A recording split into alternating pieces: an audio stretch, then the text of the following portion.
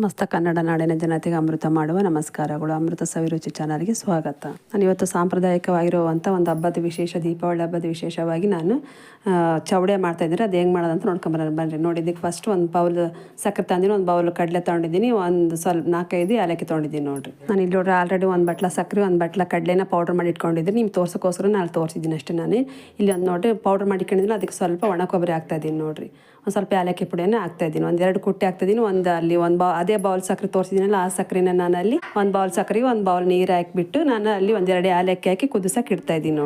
ನೋಡಿ ಹೂರಣ ಹಿಂಗೆ ಎಲ್ಲ ಒಂದ್ಸಲ ಮಿಕ್ಸ್ ಆಗ್ಬೇಕ್ರಿ. ಇದ್ರಿಗೆ ಬೇಕಾದ್ರೆ ಕಸಕಸಿ ಕೂಡ ಹಾಕಿ ನೀವು ಕಲಿಸ್ಬೋದು ಎಲ್ಲ. ಅದು ನೋಡಿ ಸ್ಟಫಿಂಗ್ ರೆಡಿ ಆಗೈತೆ. ನೋಡಿ ಇವಾಗ ಇಟ್ಟು ಕಲ್ಸಂಬರಿ. ಇಲ್ಲಿ ನೋಡಿರಿ ಒಂದು ಬಟ್ಲ ಮೈದಾ ಹಿಟ್ಟು ತೊಗೊಂಡಿದ್ದೀನಿ. ಒಂದು ಸ್ವಲ್ಪ ಉಪ್ಪು ಹಾಕ್ತಾಯಿದ್ದೀನಿ. ನೋಡಿ, ಒಂದು ಚೂರು ಎಣ್ಣೆ ಹಾಕ್ತಾಯಿದ್ದೀನಿ ರೀ. ಮೈದಾ ಹಿಟ್ಟು ಕಲಿಸ್ತಾಯಿದ್ದೀನಿ. ನೋಡಿ, ನಾನಿಲ್ಲಿ ಹೂರಣ ಕಣಕಕ್ಕೆ ರೆಡಿ ಮಾಡಬೇಕಲ್ವ, ಹಂಗಾಗಿ ಒಂದು ಬಟ್ಲೆ ಇಟ್ಟು ಒಂದು ಸ್ವಲ್ಪ ಉಪ್ಪು, ಒಂದು ಸ್ವಲ್ಪ ಎಣ್ಣೆ ಹಾಕಿ ಕಲಿಸ್ತಾಯಿದ್ದೀನಿ. ನೋಡಿ, ಚಪಾತಿ ಹಿಟ್ಟಿಗೆ ಸ್ವಲ್ಪ ನೀರು ಹಾಕಿ ಚಪಾತಿ ಹಿಟ್ಟು ಅದಕ್ಕೆ ಕಲಿಸ್ಬೇಕ್ರಿ. ಇದನ್ನು ಸ್ವಲ್ಪ ಮೆತ್ತಗಾಗಿ ಕಲಿಸ್ಬೇಕ್ರಿ. ಅಂದರೆ ಪೂರ್ತಿ ಗಟ್ಟಿ ಅಲ್ಲ, ಪೂರ್ತಿ ಮೆತ್ತಗಲ್ರಿ, ಒಂದು ಅದಕ್ಕೆ ಕಲಿಸ್ಬೇಕು. ನೋಡಿರಿ, ಈ ಥರ ಮೆತ್ತಗಾಗ್ಬೇಕು. ಹಿಂಗೆ ಕೈ ಇಟ್ಟರೆ ಆ ಥರ ಕಲಿಸ್ಬೇಕು. ನೋಡಿರಿ, ನಾನು ಒಂದು ಬಟ್ಲ ತೊಗೊಂಡಿದ್ದೀನಿ. ನೋಡಿರಿ ಮೈದಾ ಹಿಟ್ಟು. ನಿಮಗೆ ಮೈದಾ ಹಿಟ್ಟು ಬೇಡ ಅಂದರೆ ಕೂಡ ಗೋಧಿ ಹಿಟ್ಟು ಕೂಡ ಕಲಿಸ್ಬೋದ್ರಿ. ಗೋಧಿ ಹಿಟ್ಟಿಂದ ನಾನಿಲ್ಲಿ ಮೈದಾ ಹಿಟ್ಟು ಹಾಕಿ ಕಲಿಸ್ತಾ ಇದ್ದೀನಿ ರೀ. ನೋಡಿ, ಈ ಥರ ಬರ್ಬೇಕು. ನೋಡಿ, ಸ್ವಲ್ಪ ಗಟ್ಟಿ ಇರಬಾರ್ದು, ಸ್ವಲ್ಪ ಮೆತ್ತಗೂ ಇರಬಾರ್ದು, ಸ್ವಲ್ಪ ಈ ಥರ ಅದಕ್ಕೆ ಇರ್ಬೇಕು. ನೋಡಿ, ಎಲ್ಲ ಒಂದು ಉರುಳಿ ಮಾಡ್ಕೊಂಡು ಇಟ್ಕೊಂಡಿದ್ದೀನಿ. ಇಷ್ಟು ಉರುಳಿ ಬಂದಿದ್ದಾವೆ. ನೋಡಿ, ಒಂದೊಂದೇ ಆಗಿ ಉದ್ದಕ್ಕೊಂತಿದ್ದೀನಿ. ಪೂರಿ ಉದ್ದಿತೀವಲ್ರಿ, ಅದಕ್ಕೆ ಉದ್ಕೊಬೇಕು. ನೋಡಿರಿ, ಎಷ್ಟು ಅಗಲ ಮಾಡ್ಕೊತ ಅಷ್ಟು ಅಗಲ ಉದ್ಕೊಬೋದ್ರಿ. ಇಲ್ಲ ನಮಗೆ ಪೂರಿ ಉಬ್ಬಿ ಬಿಡ್ತಾವೆ ಅಂದರೆ ಒಂದು ಫೋರ್ಕ್ ಸಹಾಯದಿಂದ ಮಧ್ಯದಾಗ ಕೂಡ ಹಿಂಗೆ ಚುಚ್ಚಿ ಬಿಡೋಕೆ ಕೂಡ ಇದು ಮಾಡ್ಕೊಬೋದ್ರಿ. ನೋಡಿ, ಒಂದೊಂದೇ ಆಗಿ ಪೂರಿ ಅದಕ್ಕೆ ಉದ್ಕೊತಾ ಇದ್ದೀನಿ. ನೋಡಿರಿ, ಇನ್ನೊಂದು ಕೂಡ ತೋರಿಸ್ತಾ ಇದ್ದೀನಿ. ನೋಡಿರಿ, ಪೂರಿ ಎಷ್ಟು ತೊಗೊತೀವಿ ಉಳ್ಳಿನ ಅಷ್ಟು ತೊಗೊಂಡು ಉದ್ಕೊಂಡ್ರೆ ಸಾಕ್ರಿ. ಎಷ್ಟು ಅಗಲ ಬೇಕು ಅಷ್ಟು ಅಗಲ ನೋಡ್ಕೊಂಡು ಉದ್ಕೊಳ್ರಿ. ಅದು ಪೂರಿ ಉಬ್ದಂಗೆ ಉಬ್ಬಬಾರ್ದು, ಮೀಡಿಯಮ್ ಇದು ಮಾಡ್ಕೊಂಡು ತೆಳ್ಳಗಾದಷ್ಟು ಉದ್ರಿ. ಸ್ವಲ್ಪ ಇದು ಉಳ್ಳಿ ತಗೊಂಡು ಉದ್ಕೊಳ್ರಿ. ನಾನು ಒಂದು ಬಟ್ಲ ಮೈದಾ ಹಿಟ್ಟು ತೊಗೊಂಡಿದ್ದೀನಿ. ನೋಡಿ, ನಮ್ಮ ಚಾನಲ್ಗೆ ಯಾರೆಲ್ಲ ಸಬ್ಸ್ಕ್ರೈಬ್ ಮಾಡಿಲ್ಲ ಪ್ಲೀಸ್ ಸಬ್ಸ್ಕ್ರೈಬ್ ಮಾಡ್ಕೊಳ್ರಿ. ನೋಡಿ, ಇಷ್ಟ ಆದರೆ ಸಾಕ್ರಿ. ಇಷ್ಟ ಅಗಲ ನೋಡಿ 4-5 ಪೂರಿ ಈ ಥರ ಉದ್ಕೊಂಡು ಇಟ್ಕೊತಿದ್ದೀನಿ. ಒಂದೇ ಸಲ ಉದ್ಕೊಂಡು ಇಟ್ಕೊಂಡ್ಬಿಟ್ರೆ ನಮಗೆ ಅಲ್ಲಿ ಕರೆದ್ಬಿಟ್ಟು ಪಾಕದಾಗ ಅದ್ದಕ್ಕೆ ಅನುಕೂಲ ಆಗ್ತೈತೆ ರೀ.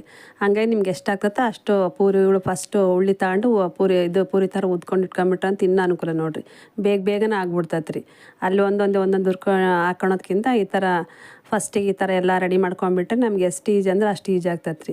ಇನ್ನೊಬ್ರು ಸಹಾಯಕ್ಕಿದ್ರಂತ ಇನ್ನೂ ಬೇಗ ಒಂದು 10 ನಿಮಿಷದಲ್ಲಿ ಆಗ್ಬಿಡ್ತೈತೆ ರೀ. ಒಬ್ಬರು ಹೂರಣ ಮಾಡ್ಕೊಂಡು ಒಬ್ಬರು ಕಣಕ ಕಲಿಸ್ಬಿಟ್ರೆ ಒಬ್ಬರು ಫ್ರೈ ಮಾಡ್ಕೊಂಡು ಪಾಕದಲ್ಲಿ ಅದ್ಬಿಟ್ರೆ ಅಂತ 10 ನಿಮಿಷದಲ್ಲಿ ಆಗೋವಂಥ ಕೆಲಸ. ನೋಡಿರಿ, ಇದು ಚೌಡೆ ಭಾರಿ ಚೆನ್ನಾಗಿರ್ತೈತೆ ರೀ. ಇದು ಮಾತ್ರ ನೋಡಿರಿ, ಒಂದು ಕಡೆ 2 ದಿನ ಸಕ್ಕರೆ, ಒಂದು ಬಟ್ಲ ನೀರು ಕುದಿಸೋಕಿಟ್ಟಿನಂತ 2 ಏಲಕ್ಕಿ ಹಾಕಿ ಕುದಿಸೋಕಿಟ್ಟಿ. ನೋಡಿ, ಆಲ್ರೆಡಿ ಕುದ್ದತ್. ನೋಡಿರಿ, ಇದಲ್ಲೇ ಒಂದು 8-10 ನಿಮಿಷ ಮೀಡಿಯಮ್ ಫ್ಲೇಮಲ್ಲಿ ಇಟ್ಟೆ ಕುದಿಸ್ತಾ ಇದ್ದೀನಿ. ನೋಡಿ, ಈಗ ಅದನ್ನು ಕೂಡ ಸೋದಿಸ್ಕೊತಾ ಇದ್ದೀನಿ. ನೋಡಿರಿ, ಒಂದು ಕಡೆ ಸೋದಿಸ್ಕೊಂಡು ಇಟ್ಕೊಂಡ್ಬಿಡ್ತೀನಿ. ಸೋಸ್ಕೊಂಡು ಅದನ್ನು ಸ್ವಲ್ಪ ತಣ್ಣಗಾಗ್ಬೇಕ್ರಂತೆ, ಮೀಡಿಯಮ್ ಸ್ವಲ್ಪ ಉಗುರು ಬೆಚ್ಚಗಿರ್ಬೇಕು ರೀ.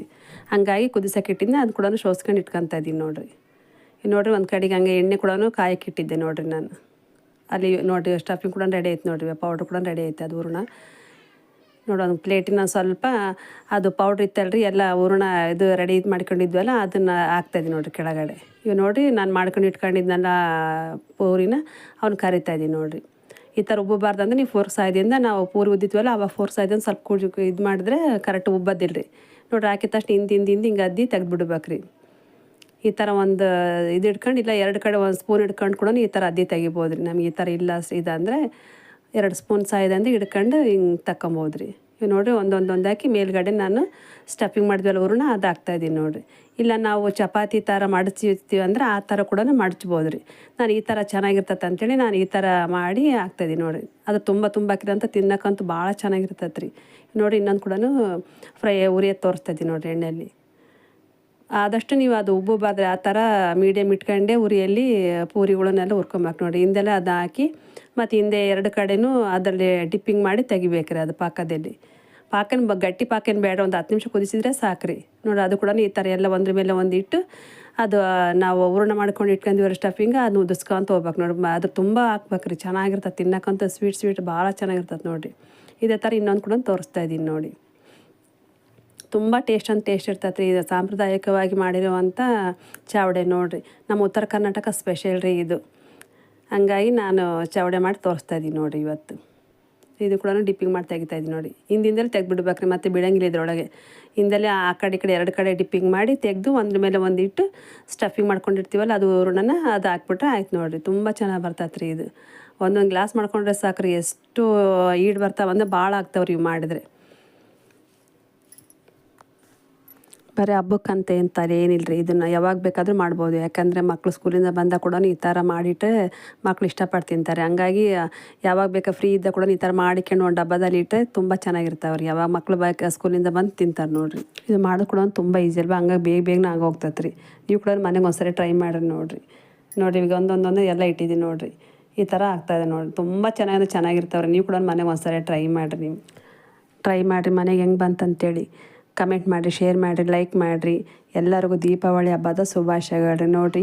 ಉತ್ತರ ಕರ್ನಾಟಕ ಸ್ಪೆಷಲ್ ಚಾವಡೆ ಮಾಡಿ ತೋರಿಸಿದ್ದೀನಿ. ನೀವು ಕೂಡ ಮನೆಗೆ ಹಬ್ಬದ ವಿಶೇಷವಾಗಿ ನೀವು ಕೂಡ ಒಂದ್ಸರಿ ಟ್ರೈ ಮಾಡಿ.